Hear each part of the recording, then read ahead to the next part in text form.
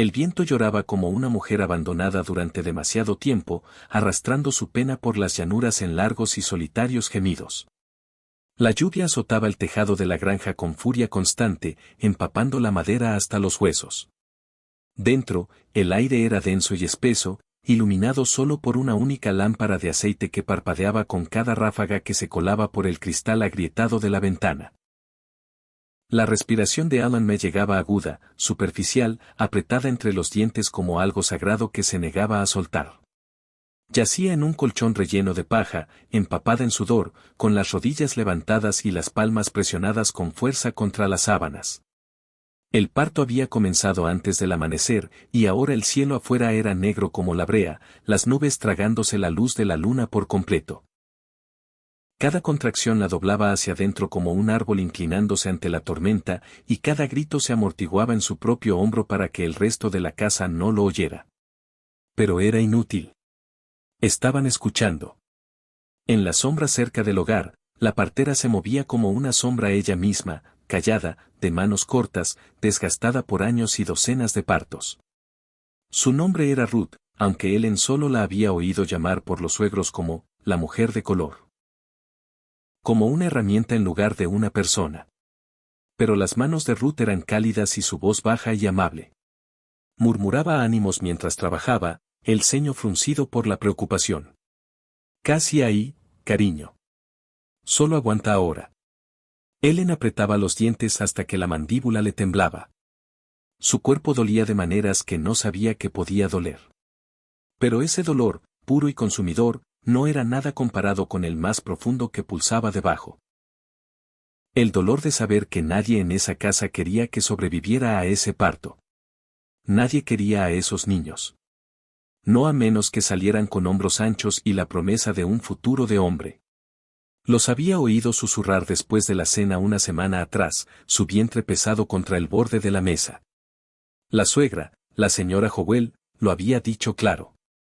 Si da a luz niñas otra vez, hemos terminado de mantenerla. No la tomamos para alimentar mendigos. El marido, su marido, había estado ausente casi un mes, arrojado de su caballo durante una caza. Ellen había llorado esa noche, no por él exactamente, sino por la forma fría en que su familia dobló el duelo, como sábanas sucias destinadas a quemarse. No lo habían enterrado con ternura. Lo habían enterrado con amargura porque los había dejado sin un hijo. Su cuerpo tembló con un último empujón. El dolor le desgarró la espina dorsal y algo antiguo y crudo escapó de su garganta. Luego, de repente, alivio. Un llanto partió la habitación, agudo y hambriento, seguido de otro. Señor, ten piedad, susurró Ruth. Gemelos. Dos cuerpecitos pequeños, resbaladizos y rojos de vida.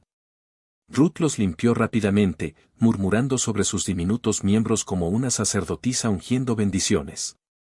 Son niñas, dijo con un peso detrás de las palabras. La respiración de Ellen se cortó.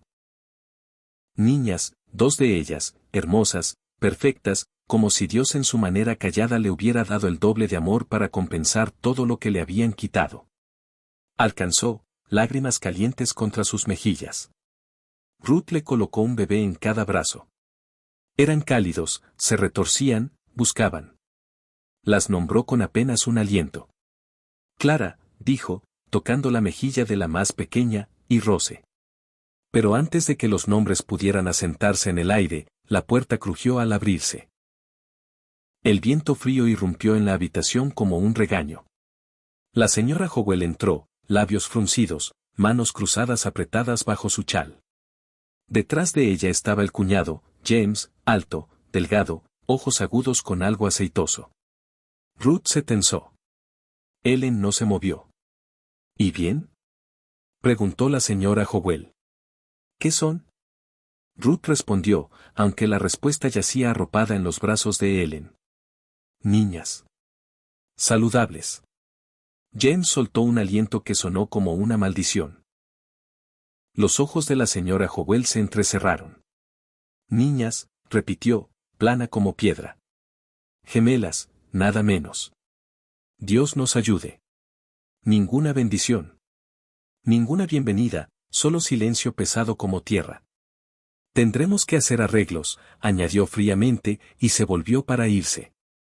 James se demoró lo suficiente para encontrar los ojos de Ellen, y en ese momento ella lo vio, el cálculo, el desprecio, la promesa de algo cruel viniendo.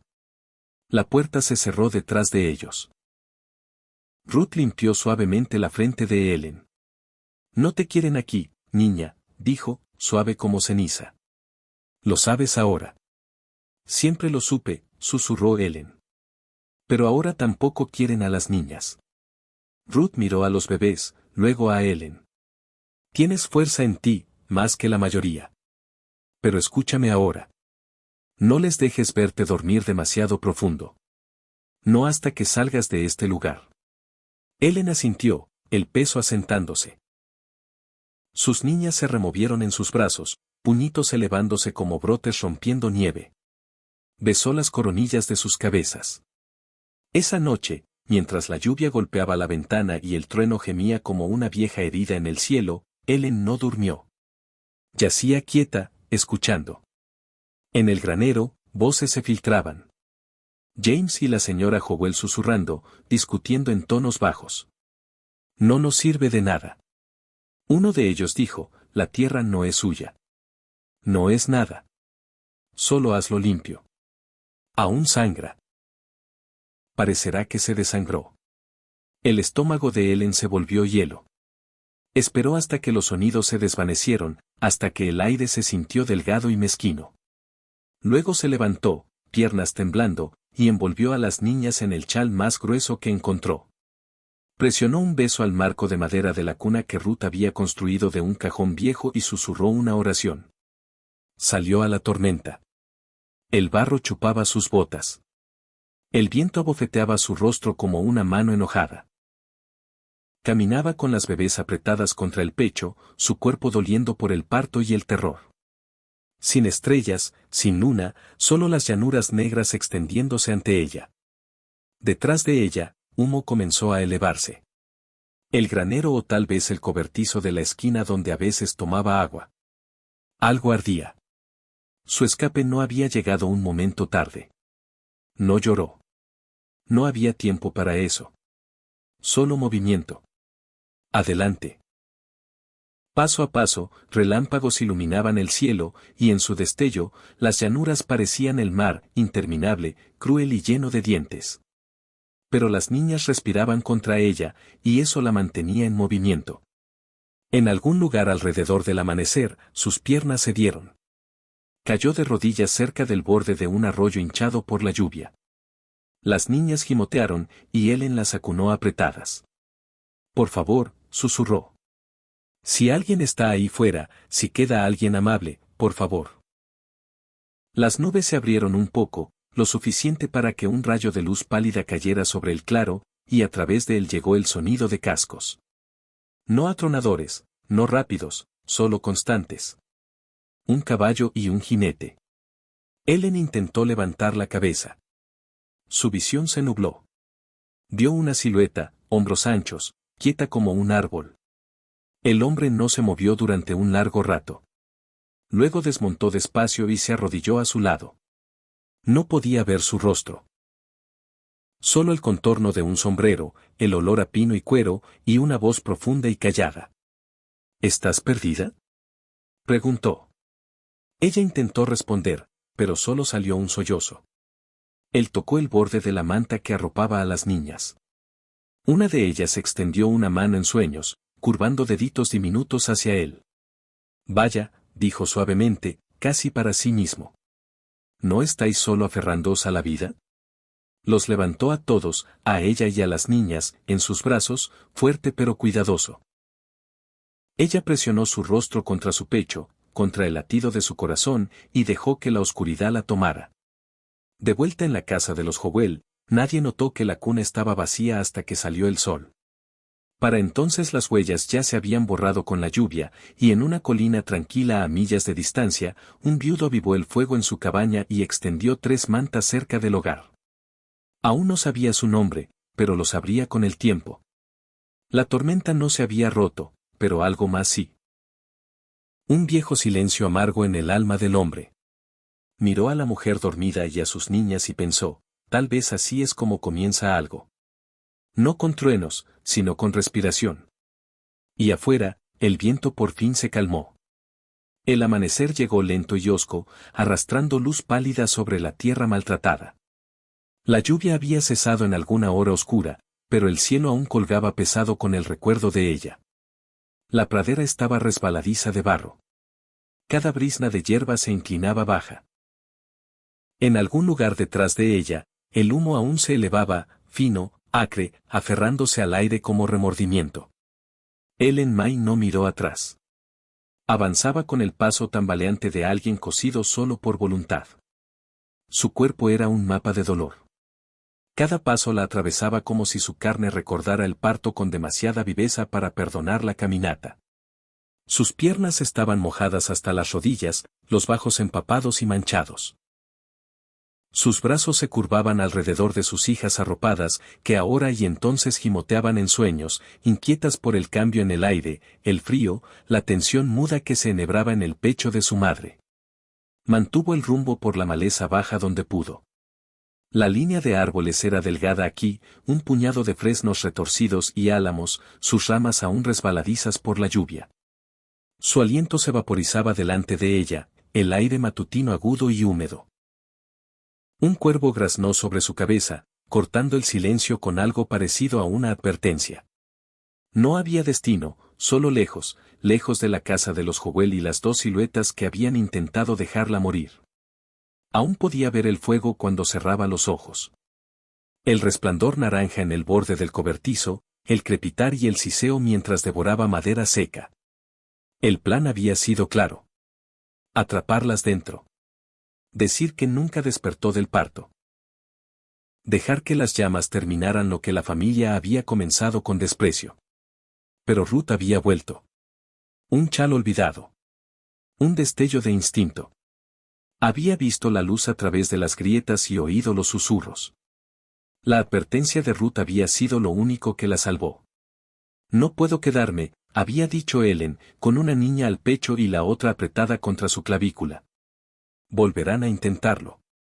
Ve al este, había susurrado Ruth. Hacia el río. Hay viejos senderos de tramperos allí. Alguien podría ayudar. Ruth le había puesto un pequeño bulto de tela en las manos. Medio panecillo, un poco de carne seca, una astilla de jabón, y desapareció como humo ella misma, sabiendo que incluso su bondad tenía límites en una tierra donde el color de la piel y la pobreza cortaban vidas cortas. Ahora él encaminaba por el sendero que Ruth había trazado con palabras. A través de los campos húmedos, bordeando cercas y surcos de carretas rotas. Su espalda dolía, su leche aún insegura. Las gemelas se removían más ahora, necesitando más de lo que ella podía ofrecer, y le rompía el corazón sentir que su cuerpo les fallaba. Aún no, murmuró. Solo aguantado un poco más. Las horas pasaron sin nombre. Sus pensamientos venían en fragmentos. Una nana que su madre solía cantar, el olor a pan de levadura, la voz de su marido, siempre alta, siempre cansada de ella, la bofetada de su mano una vez cuando derramó el estofado. Su ausencia ahora no se sentía como duelo, sino como aire entrando en un lugar demasiado tiempo sellado. Ellen había tenido 17 cuando se casó, dulce de rostro y callada, con manos entrenadas para necesitar, remendar y callar. Sus sueños entonces habían sido del tipo suave y esperanzado, tal vez un hogar con ventanas, un hombre que sonriera, un jardín que floreciera en primavera. Pero eso fue antes de que los Howell la tomaran como caridad. Antes de que su vientre creciera y se vaciara 2 veces con niñas que no duraron, antes de que la miraran como un cultivo fallido que no podían permitirse replantar. Pero Clara y Rose, estas dos, estaban vivas, y ella no las entregaría. Al mediodía, el sol se abrió paso entre las nubes en líneas delgadas y cansadas. Ellen encontró un parche de tierra seca bajo un pino inclinado y se hundió de rodillas. Acostó a las niñas con cuidado, envolviéndolas más apretadas en el chal. Una de ellas buscó a ciegas, los labios entreabiertos, la boca buscando. Ellen presionó su pecho contra el rostro de la niña, pero la leche apenas venía. La bebé gimoteó, frustrada, luego se calmó. Las lágrimas llegaron entonces, suaves y repentinas. Ellen se inclinó sobre ellas, los dedos temblando mientras trazaban el vello suave de sus mejillas. No tengo mucho, susurró. Pero tengo aliento, y os tengo a vosotras, y seguiré caminando hasta que eso cambie. No notó al hombre al principio. El silencio había crecido tan constante que era su propio tipo de ruido, pero entonces hubo movimiento, bajo y constante, un caballo guiándose solo por el sendero con riendas arrastrando y una silla inclinada mal. Ellen alcanzó instintivamente a las bebés, atrayéndolas cerca. Su corazón latía con fuerza contra las costillas como un tambor, demasiado rápido para la danza. El hombre emergió despacio a pie. No cabalgaba.